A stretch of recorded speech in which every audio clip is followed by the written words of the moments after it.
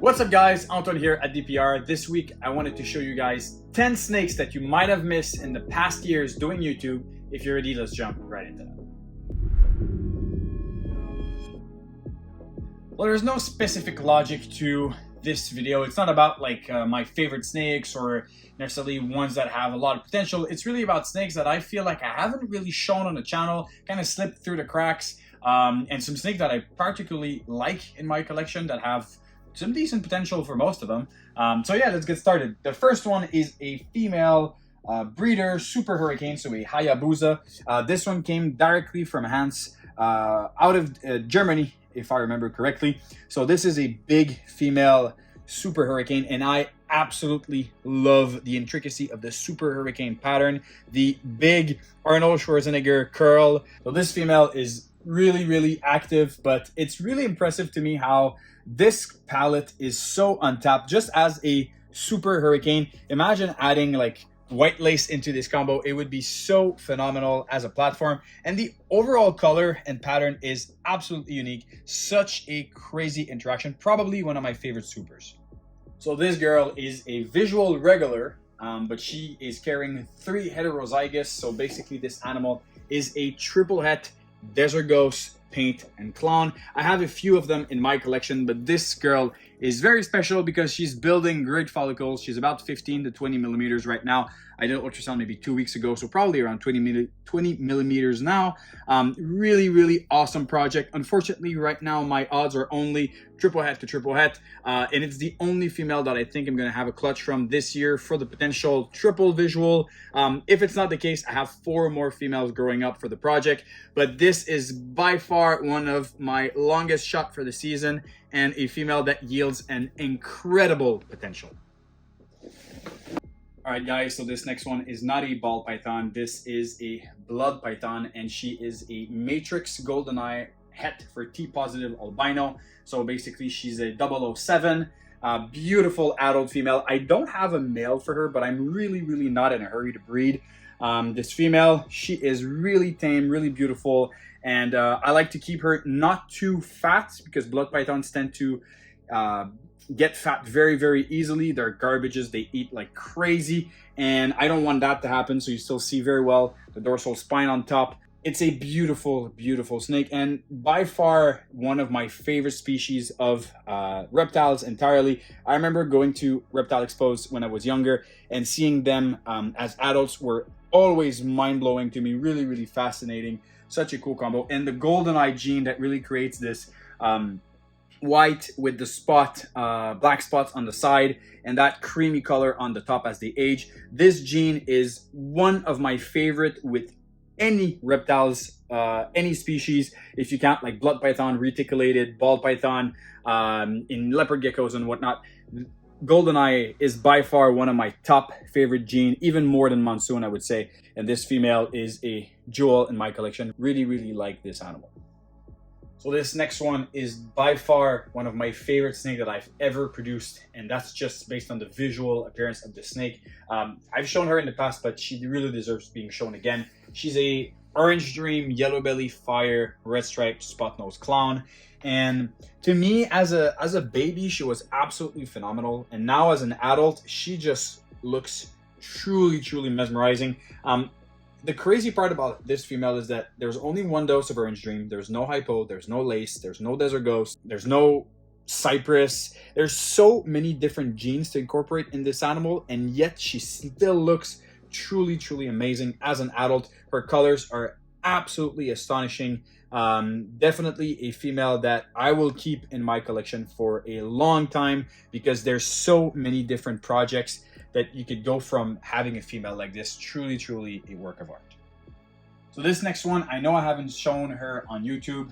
This was a snake produced by NBK Reptiles, and when I saw this animal coming out of the incubator, I was like, if there's a female in this clutch, I definitely have to pick something up. So the pairing was a super hurricane female, the sister of the one I have, to a super Orange Dream calico scrambler, and this is a OD calico hurricane, and such a crazy interaction.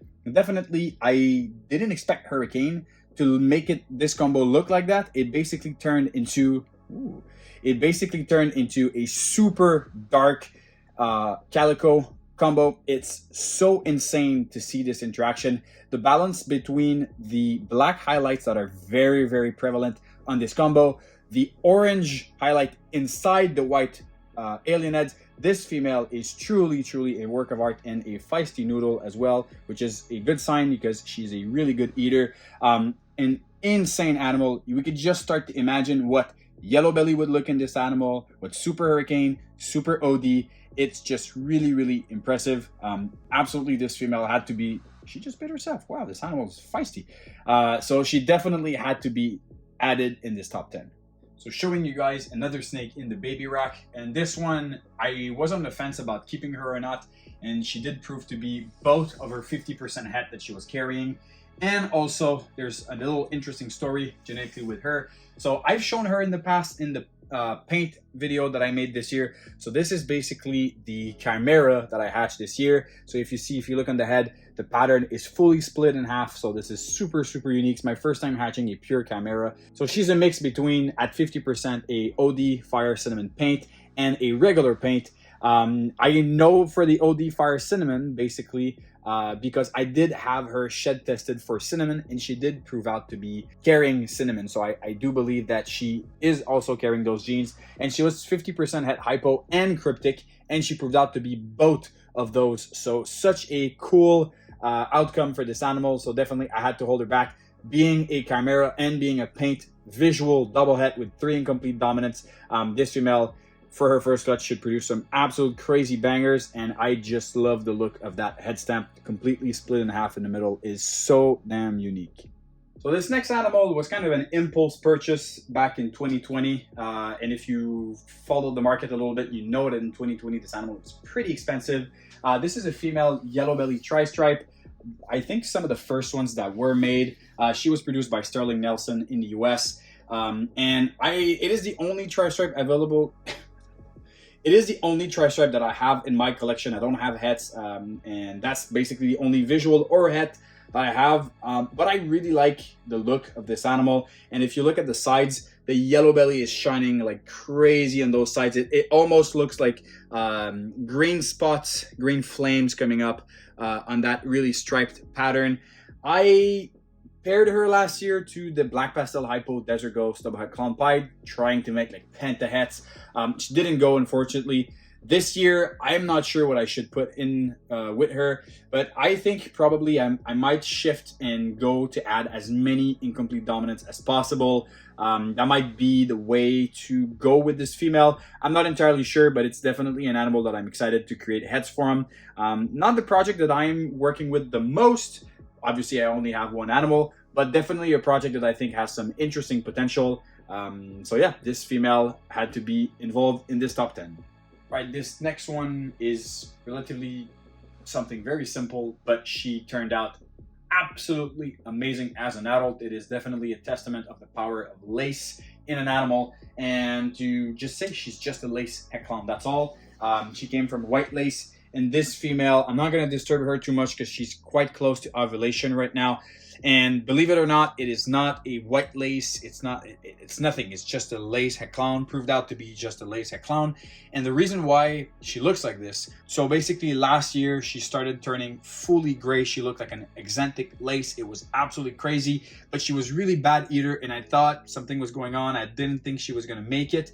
And then after going fully gray, sheds on sheds, she started gaining color over and over and over, but the color that she was gaining was absolutely crazy. And this female, if I open it up a little bit, like look at the actual color of this animal. She is by far the best looking single gene lace I've ever seen in my life.